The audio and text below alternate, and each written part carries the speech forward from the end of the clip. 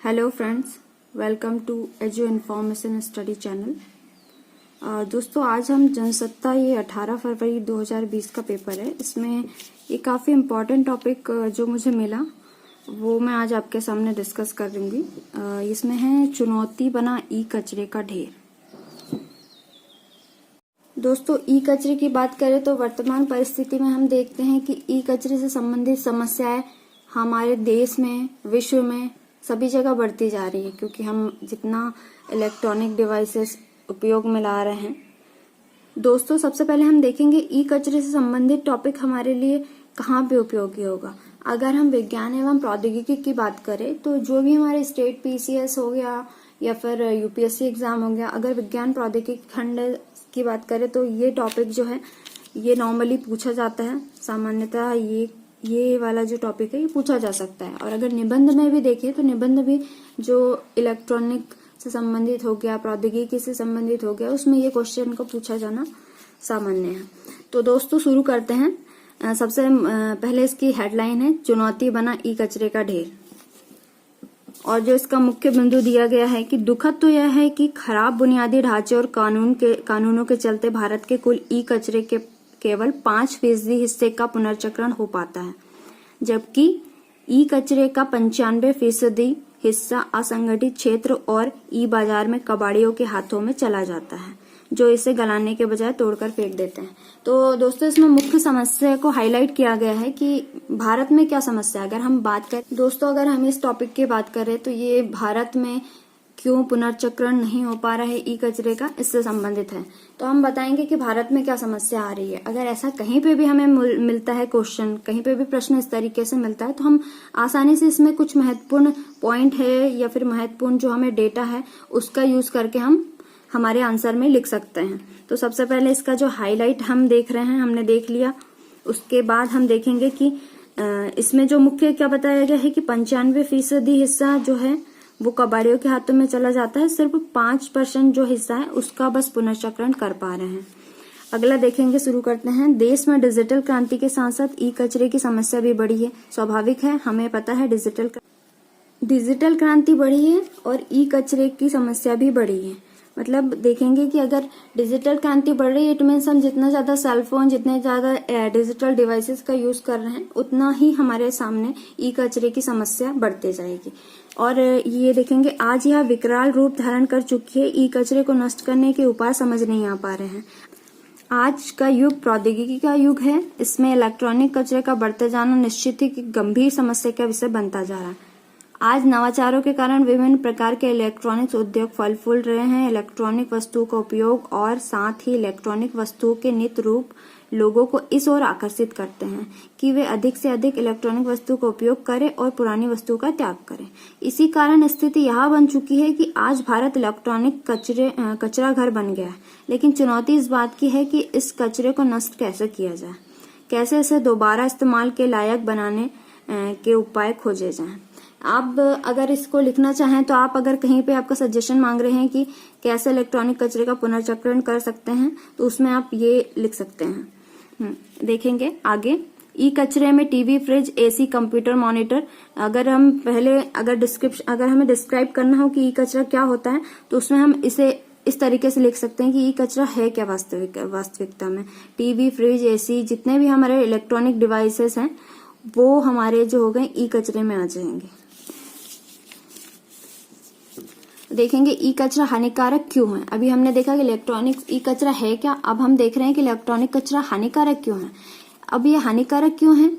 ई कचरा हानिकारक इसलिए है कि इलेक्ट्रॉनिक सामान बनाने में रसायन पदार्थ इस्तेमाल होते हैं, वे काफी हानिकारक होते हैं। इलेक्ट्रॉनिक कचरे से तांबा, चांदी, सोना, प्लेटिनियम आदि कुछ बहुमूल्य धातुएं प्राप्त करने के लिए उन्हें प्रसंस्कृत करना होता है, जो काफी जटिल काम है। हमें इससे बहुत बहुमूल्य धातु प्राप्त की जा सकती है, बट ये है कि ये काफी कठिन काम है। इसको करना आसान नहीं होता है। इसे प्रसंस्कृत करना इजी नहीं होता है। पर्यावरण के लिए भी निश्चित रूप से हानिकारक है। अगर हमारे लिए, मनुष्य के लिए, मानव के लिए हानिकारक है, मतलब पर्यावरण के लिए भी हानिकारक है। कुछ इलेक्ट्रॉनिक्स उपकरण और बिजली का सामान शीशा, जस्ता, कैडमियम, बेरियम जैसी धातुओं से बनाया जाता है। और ये हानिकारक तत्व पानी में मिल जाते हैं तो उसे जहरीला कर देते हैं। आप देखेंगे कि अगर ये हानिकारक तत्व पानी में मिल रहे हैं, मेनली हम ये याद रखेंगे सीसा, जस्ता, कैडमियम, बेरियम, ये हम इलेक्ट्रॉनिक डिवाइस में इनका उपयोग करते हैं, और अगर ये धोखे से हमारे जल में अगर मिलता है तो ये उसे जहरीला कर देता है, जो कि हमारे लिए बहुत हानिकारक होता है। अब ये इसमें हम एक एग्जांपल दे रहे हैं कि एसोचैम के एक अध्ययन में कहा गया है कि असुरक्षित ई कचरे के पुनर्चक्रण, मतलब पुनर्चक्रण का अर्थ होता है फिर से उपयोग के लायक बनाने के दौरान उत्सर्जित रसायनों, प्रदूषकों के संपर्क में आने से तंत्रिका तंत्र, रक्त प्रणाली, गुर्दे, मस्तिष्क, सांस की समस्या, त्वचा, गले में सूजन, फेफड़े का कैंसर, हृदय रोग संबंधी रोग तेजी से हमला करते हैं। हम इसमें ये बताएंगे कि इससे हमें नुकसान क्या है अगर हम ये इलेक्ट्रॉनिक अगर धातुएं जो है अगर हमारे मिल जाती है, हमारे शरीर में आ जाती है, प्रवेश कर जाती है, तो वो हमें क्या क्या कौन सी बीमारी इससे उत्पन्न हो सकती है, ये हम लिख सकते हैं कि ई कचरे से कौन सी बीमारियां हो सकती हैं मनुष्य को। मोबाइल फोन में इस्तेमाल होने वाली प्लास्टिक और विकिरण पैदा करने वाले कलपुर्जे तो लंबे समय तक नष्ट ही नहीं होते हैं। ये हमें पता है कि ये आसानी से नष्ट नहीं होते हैं। सिर्फ एक मोबाइल फोन की बैटरी 6 लाख लीटर पानी दूषित कर सकती है। अब आप ये इमेजिन कीजिए कि एक मोबाइल फोन की बैटरी 6 लाख लीटर पानी को दूषित कर सकती है, तो कितना अधिक प्रदूषण ये फैला सकते हैं अगर हम इलेक्ट्रॉनिक कचरे की बात करें तो। जल, जमीन यानी हमारे वातावरण में मौजूद ये खतरनाक रसायन कैंसर आदि गंभीर बीमारियां पैदा करते हैं। तो कैंसर बीमारी भी इनसे संभावना है कि इन तत्वों से हो सकती है। आगे देखेंगे, भारत दुनिया का सबसे बड़ा मोबाइल उपभोक्ता देश है। ये हमें सब पता है क्योंकि जनसंख्या अधिक है, मतलब यहाँ पे अगर डिजिटल चीजें जो है उपयोग में भी ज्यादा लाई जा रही है।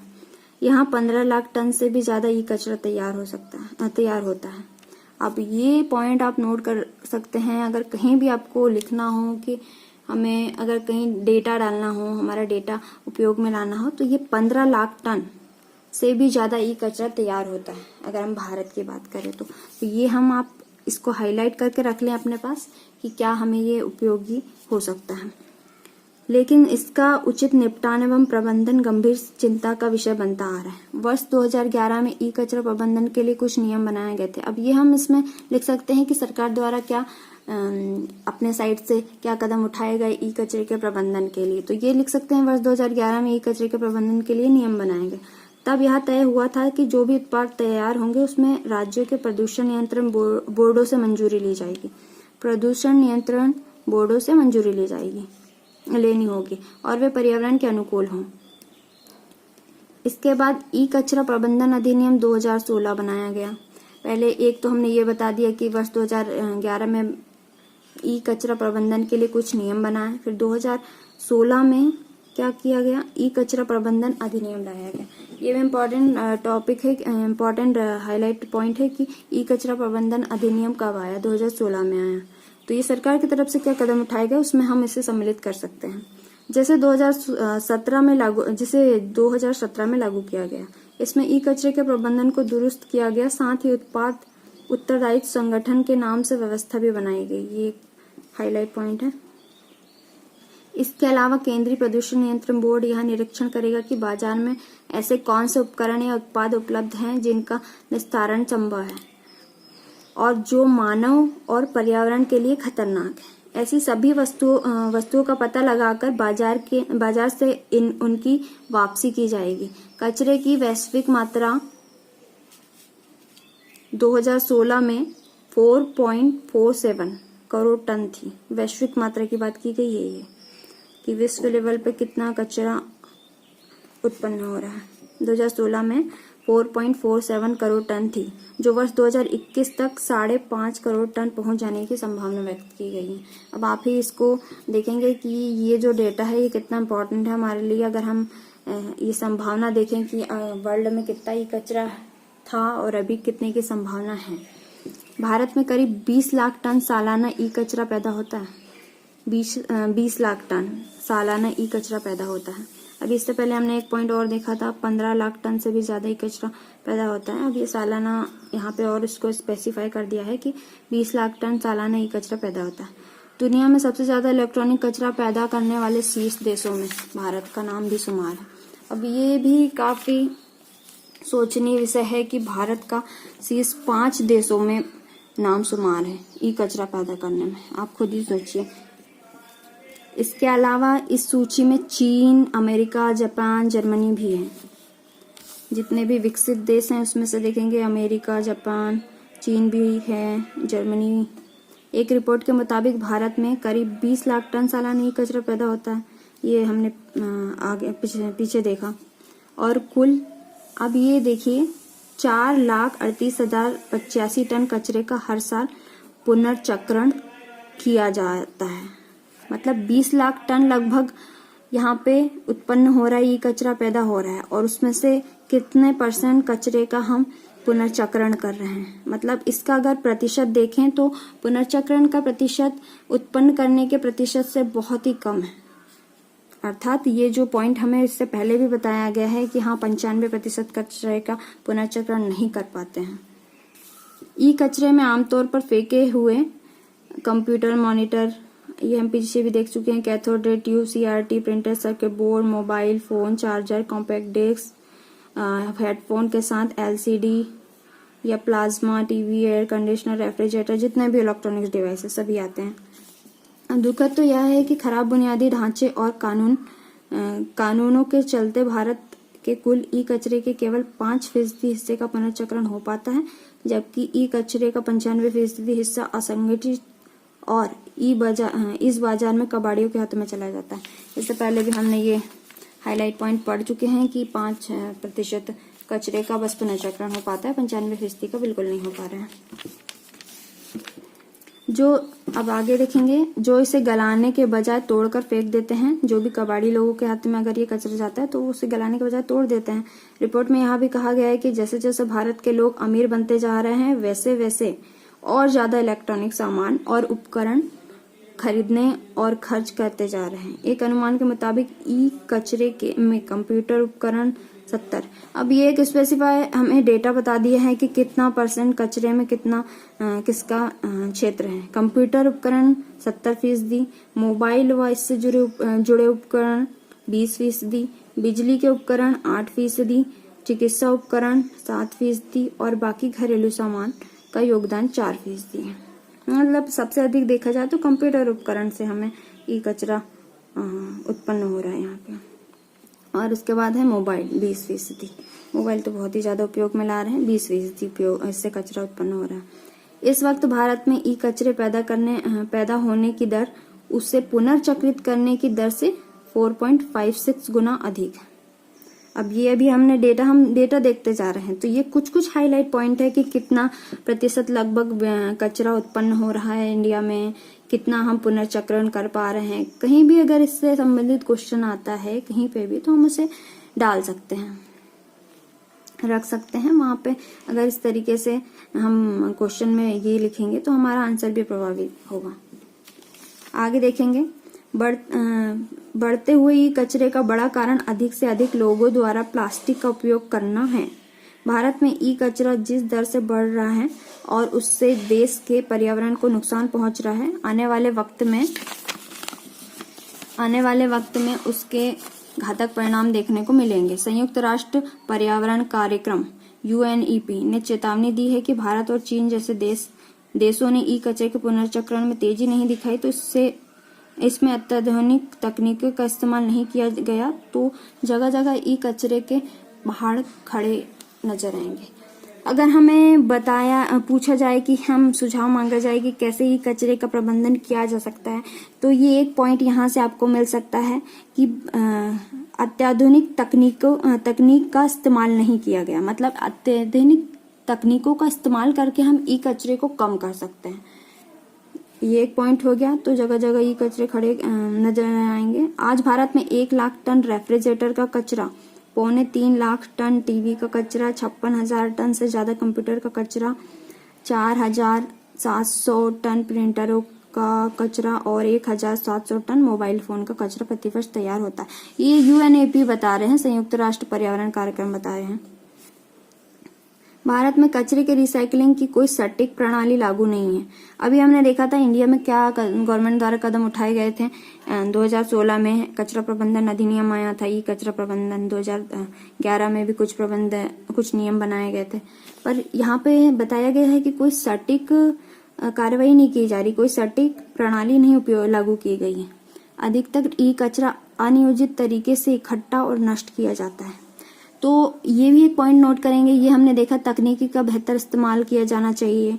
हमारे साइड से अगर हम इससे सजेशन मांग रहे हैं तो हम यहाँ से एक पॉइंट दे सकते हैं। ये अगला पॉइंट देखेंगे, अनियोजित तरीके से इकट्ठा किया जा रहा है, तो हम इसे ये लिख सकते हैं कि नियोजित तरीके से इकट्ठा किया जाए एवं नष्ट किया जाए। यह कार्य स्थानीय कबाड़ी करते हैं। पुनर्चक्रण के लिए बड़े सुनियोजित कारखाने नहीं लगाए हैं। ये भी हम लिख सकते हैं कि पुनर्चक्रण के लिए बड़े एवं सुनियोजित कारखाने लगाए जाएं।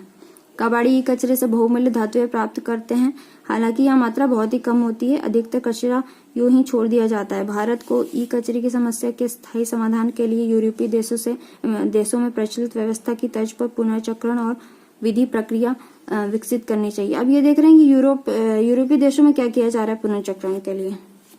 देखेंगे जहां इलेक्ट्रॉनिक्स उत्पाद तैयार करने वाली कंपनियों को ही इन उत्पादों को उनके इस्तेमाल के बाद पुनर्चक्रण के लिए जवाबदेह बनाया जाता है। मतलब बहुत ही अच्छी चीज है कि जो लोग उत्पादन कर रहे हैं, जो लोग बना रहे हैं ये इलेक्ट्रॉनिक डिवाइसेस, उन्हीं को ये जिम्मा दिया जाए, जवाबदेह बनाया जाए कि वो ये इस कचरे का पुनर्चक्रण करें। या तो कंपनियां इन उत्पादों को स्वयं पुनर्चक्रित करती है या फिर इस कार्य को किसी तीसरे पक्ष को सौंप देती है। मतलब ये उनके ऊपर डिपेंड कर रहा है कि वो किनको सौंप रही है ये कार्य या खुद कर रही है। कई देशों में इस सवाल का जवाब इस व्यवस्था को बदल कर दिया गया है। कचरे से संबंधित शुल्क का भुगतान इसे इकट्ठा करने या लाने ले जाने के लिए नहीं किया जाता, बल्कि कचरे के निपटान के लिए किया जाता है। मतलब कचरे से संबंधित शुल्क का जो भुगतान करना पड़ता है वो गवर्नमेंट ना लेके क्या कर रही है, जो लाने ले जाने में खर्चा हो रहा है, इकट्ठा किया जा रहा है, उसके निपटान के लिए किया जाता है। मतलब उसके निपटाने के लिए उपयोग किया जा रहा है, उसके निपटान के लिए उस पैसे का उपयोग किया जाता है, उस शुल्क का उपयोग किया जाता है। उदाहरण के लिए अब ये उदाहरण बताया गया है, स्वीडन और अमेरिका में भराव क्षेत्र में कचरा फेंकने के लिए भारी प्रवेश शुल्क वसूला जाता है। कौन सा? भराव कचरा फेंकने के लिए भारी प्रवेश शुल्क वसूला जाता है भराव क्षेत्र में।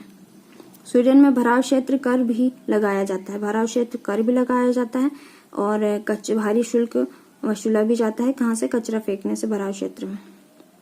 भारी भरकम प्रवेश शुल्क नगर निगमों को भराव क्षेत्र में कचरा फेंकने से रोकता है। भारी भरकम प्रवेश शुल्क मतलब अगर प्रवेश शुल्क अधिक लगा दिया गया है तो उससे क्या हो रहा है कि कचरा कहीं पे भी नहीं फेंका जा रहा है, नगर निगमों में भराव क्षेत्र में कचरा फेंकने से रोकता है। वर्ष 2013 में स्वीडन में कचरा फेंकने के लिए औसतन $212 प्रति टन वसूले जाते थे, जबकि अमेरिका में $150 प्रति टन। मतलब उनकी क्या नीतियां रही ये हम इसमें देख सकते हैं कि उन्होंने क्या अपनाया, और हम भी हमारे सजेशन कुछ इस तरीके से दे सकते हैं। बेहतर प्रबंधन से ई कचरे का नवीनीकरण या सुरक्षित निपटान किया जा सकता है। इसके लिए ई कचरे में कमी लाना, पुराने उपकरणों की मरम्मत, फिर से उपयोग करने वाली वस्तुओं का निर्माण करना और पुनर्चक्रण बेहतर कदम साबित हो सकते हैं। जागरूकता की कमी और नष्ट करने की मुश्किल प्रक्रिया के कारण ई कचरा दुनिया भर के लिए मुसीबत व बीमारियों का घर बनता जा रहा है। तो दोस्तों ये एक बहुत ही इम्पोर्टेंट टॉपिक है। ये समस्या अभी भविष्य में भी ये समस्या बढ़नी ही है और इससे संबंधित प्रश्न उठने संभव है। तो इस टॉपिक को पढ़ें आप, और इससे अगर आपको वीडियो से कुछ अगर डेटा मिल पाता है तो उसे नोट करके रख लें और अपने आंसर्स, अपने जो भी आपको पूछा जा रहा है उसमें इसका प्रयोग जरूर करें। थैंक यू दोस्तों। वीडियो को लाइक, शेयर, सब्सक्राइब जरूर करें। अगर कोई भी आपकी क्वेरी है इस टॉपिक से संबंधित तो कमेंट सेक्शन में कमेंट करें। Thank you.